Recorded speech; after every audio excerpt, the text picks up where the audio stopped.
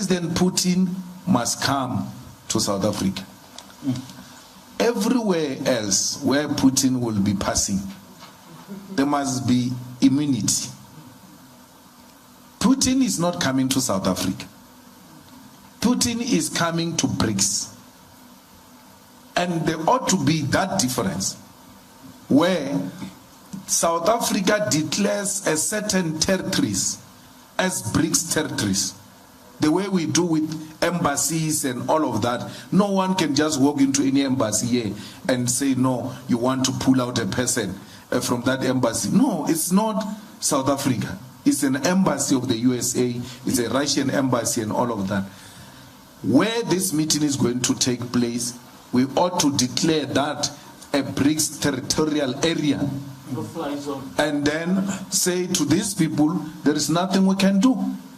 He's not coming to us, he's coming to attend. We did with the UN when the World Summit was here. Yes. So, and we allow Brics to proceed.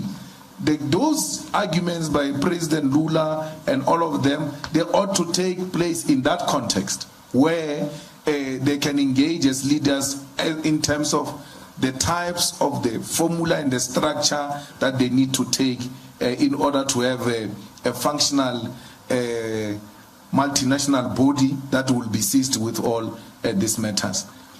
ICC is inconsistent, and America is not a signatory, yet wants other people to be signatories and subject them to the law that they do not subject themselves to. We cannot allow that. So if we are going to continue with ICC without it being challenged, it has to be consistent in the application of its laws. They continue to make mistakes. Bushi, now Biden, in their speeches make reference to Afghanistan because it's haunting them. It's haunting them. Iraq is haunting them. Why did they come and kill brother leader here, Gaddafi? For what reason? There was no need. So, and everywhere else they went in the name of peace, they left destruction. There's no mission they took which has arisen in giving sustainable peace. And therefore, we can't say NATO, it's a peaceful organization. It's a war organization. It's a war organization, and unfortunately, we voted for the destruction of Libya. And when we raised that matter in the ANC, and we raised it sharply in the ANC and disagreed with Zuma, that we were told we were disrespectful. We were told we are young, we don't know what we are talking about. That thing is haunting us.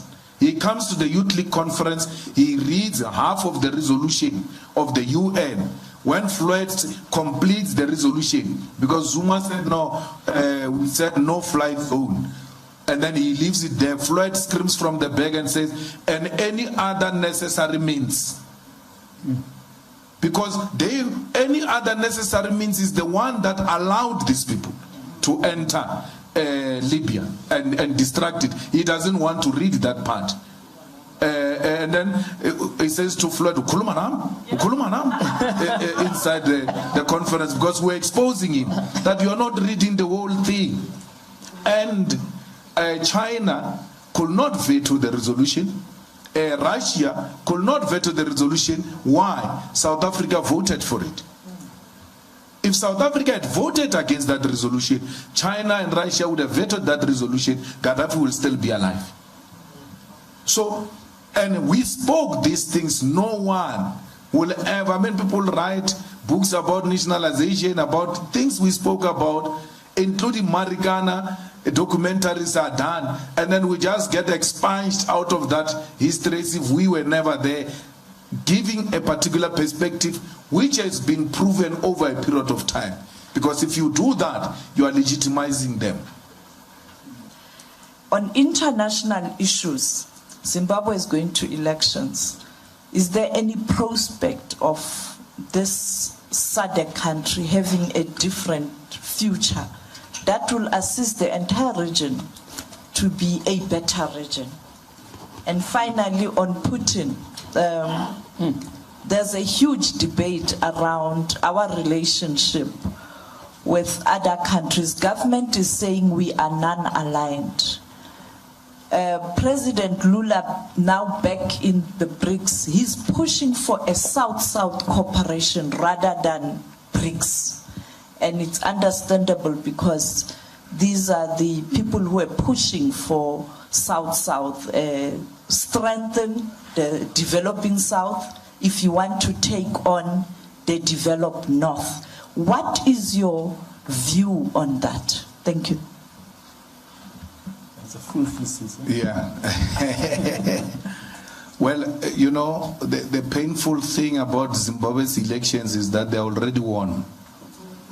It's really a waste of time. And anyone else who's going there, I mean, Chamisa won elections the last time. And they just told them like that. And then when the people try to rise, they get beaten. They already won. And then now Tyson wants to come in. They manipulated the processes. They block him. Because Mnangagwa won with 30,000 votes. 35,000 votes. For you to get a threshold, for him to get a threshold, he got 35,000 votes. If Tyson comes in, he's likely to take not less than 100,000 votes, and Mnangagwa doesn't reach a threshold, and Chamisa doesn't reach a threshold, then it's a stalemate.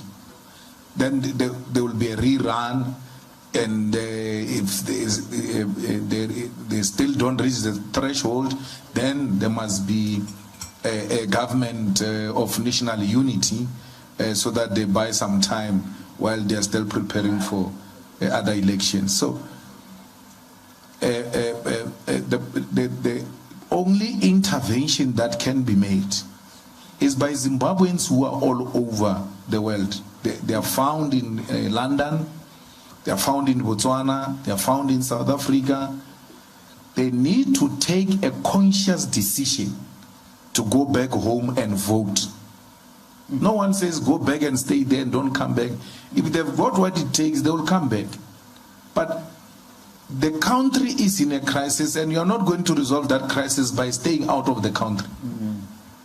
They have to make an appointment with going back home to go and vote.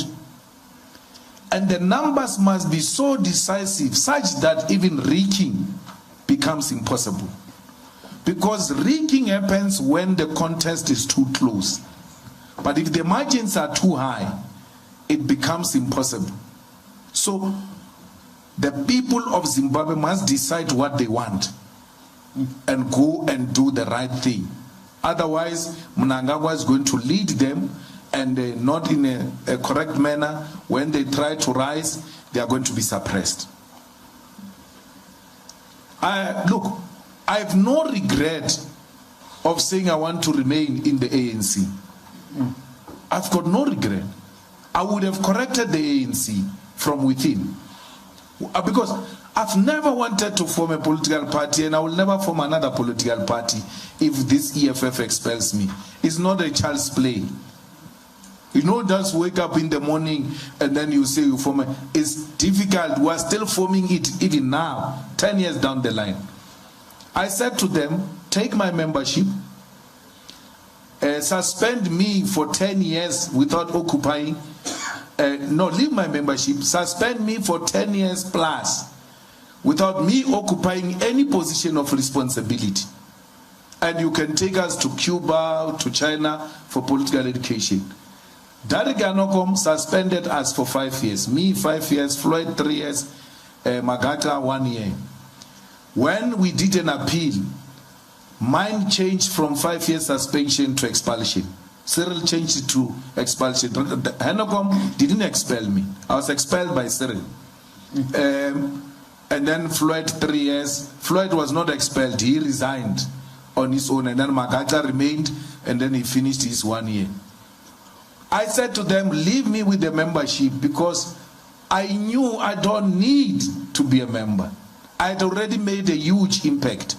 I don't need to be a leader. As long as you will allow me to be in an ANC rally, as long as you will allow me to be in the ANC conference, as a cleaner there, as a volunteer who packs, I will kill you. I will finish you. I don't have to be a delegate. As long as I can be amongst you. And then they knew at that time that this request is very dangerous. Because I don't want nothing. Just membership, it's enough. But no, we don't want those things. Then they expelled me. I accepted. Also, when I left, I was not going to form a party. I left.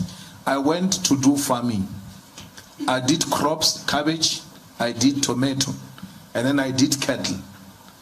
The ANC went on January 8 in 2013. That Sunday, I can't remember who did the article for City Press, came to interview me. I don't know if it's Japheth or what. Came to interview me in my farm. I'd now accepted my fate. I left. I'm doing farming. I'm no longer. My interview is about what is your next life. No, you can look at me. I'm in the farm. I'm farming. I'm okay.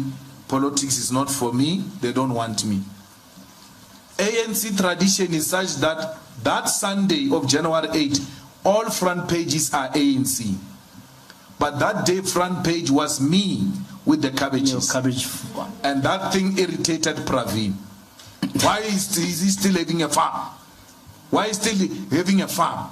Then they came to take my farm. And then invited me back into politics. That's why when a person says to me, no, they say I'm what? This thing they always say, flip-flop. No, they're like this prophet of a church, like cult. Cult. Yeah, Yeah, it's a cult.